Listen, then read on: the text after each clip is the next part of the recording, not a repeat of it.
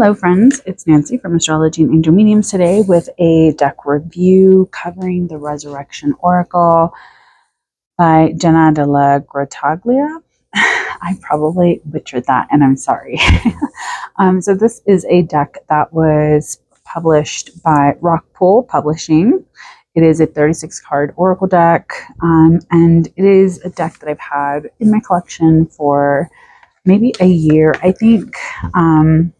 I don't know. I just feel like I've used it quite a bit, and I wanted to kind of talk about why I think it's a beautiful deck and what I've enjoyed out of using this deck. So it has a really nice box, which is always like something that makes it feel a little bit more lush. It is a larger box, so if you have limitations with storage and things like that, that may be something to consider.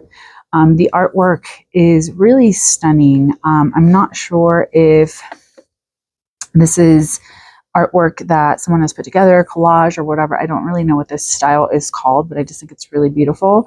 But it's meant to kind of like help you like work through all of the different emotions and the different ways that life is continuously shaping us. So it has a nice little ribbon in here. Again, it's a 36 card deck. Really nice blue gilding or edges. And then we also have a nice guidebook that comes along with the deck. Full color, which is, again, a nice touch. It's a larger size, so that's always nice too. Now in my old age, I am appreciating a slightly larger font. So it has really beautiful artwork, and that is one of the reasons why I felt very drawn to this deck. I just thought the artwork was stunning. I like that there's a little bit of everything in the deck. It's not just like one size fits all sort of thing. And I have used it quite a lot. So if you've watched other videos on my channel, I'm sure you've seen me use this deck. The cards are stunning. I really do love that it's not a super lengthy explanation as far as like what the cards mean, but there is a reverse meaning. And it allows you to kind of tune into either the artwork or your own kind of like associations with those words or whatever's kind of going on. So pretty book. If you're someone that really appreciates having like that artwork there as well, it's really nice. And I'm going to show you guys all of the cards because they are stunning. Very stunning artwork, very feminine forward, it seems like. So if that is something that you are connected to or feel connections to, that is nice. And so here's some stuff about Jenna. And so it says that she's a self-taught artist with digital and mixed mediums. So we also have the different cards there. So just really stunning artwork. But to me, it just really stands out. Now, I'm not saying that there isn't other decks that are similar to this, but I just really like how this was put together. So these are not in order, so I'm just going to show you guys the cards so you can kind of see the artwork. It's a nice cardstock, matte finish, nice and thick, nothing too crazy, again, but it has, instead of like on the bottom having like the card name, it's on the side. So that is nice and unique and different. And I do like that the cards are numbered so you can kind of find them in the guidebook too. Because sometimes that's a little bit challenging when things aren't either like in some sort of alphabetical order or numbered or something like that. It makes it a little bit challenging to kind of pay attention to whatever's going on there and trying to find them in the guidebook. So really beautiful imagery. It has like there's like an intensity, I think, to it that I think is really beautiful, but it's also very ethereal and magical seeming.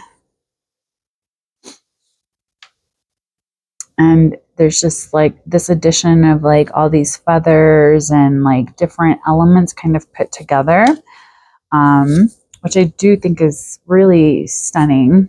And the actual like card meanings, like they may not always invoke a certain, connection. So I do tend to kind of like look into the book and see what was the intention of this card, or, what was the meaning of this or whatever. Some of them are a little bit easier, like inner child, not in the cards. Obviously, that may mean something's not meant to be for you. Feast or famine. So some of these are pretty self-explanatory. Confidence is key, unconditionally, things like that.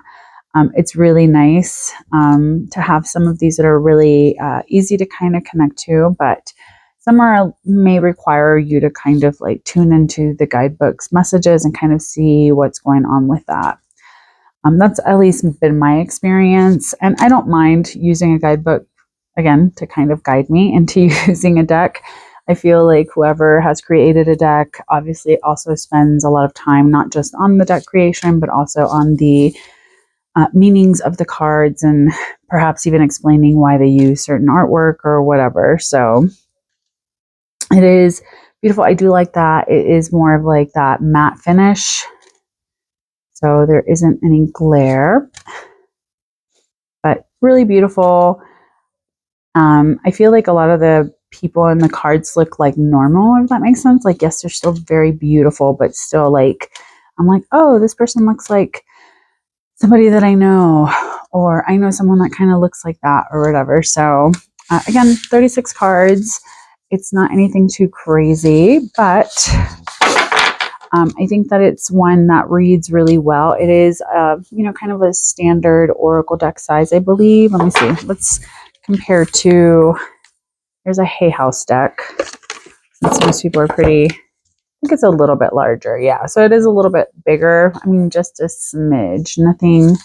Nothing crazy. I mean, it's like barely bigger, like a couple centimeters.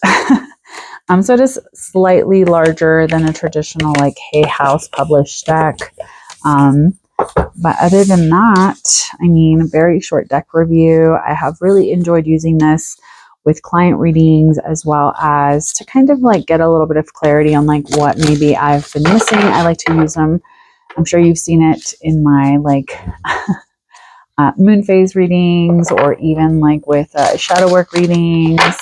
I think it's nice to have something like this to kind of tune into and see what the message may be that maybe is being overlooked or has been missed. It is very, it's nice to have something to kind of connect to. And I do like that the backs are also reversible. So here we have turning point, and we can kind of look at perhaps another, so blind faith, and then one more, your ancestry.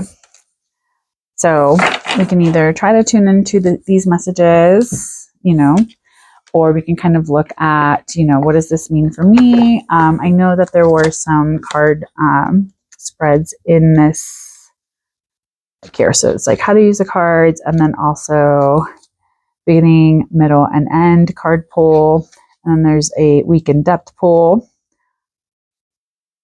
So not a ton of spreads in here, but again, you can use your cards however you want. So daily message. Yeah, so there's like 3 cards spreads in here that you can utilize. And if we were just to kind of look at the messages here, let's see. So turning point, what is this? So choices that we make. So it is just kind of saying like there's some turning points possibly at this point in time in my life. We have blind faith. And I feel like I try to do these as like fun, and then it ends up tattletelling on me. Complete trust. And then 17, which I don't think I've ever pulled this card. It's all relative. So really looking at our ancestral kind of familial magic. So let me know what you guys think of this deck. Is this one that you guys have heard of? Is this one that you've seen? What do you guys think? And I just want to say thank you so much for joining me. Please take care, stay safe, and as always, make good choices. Bye.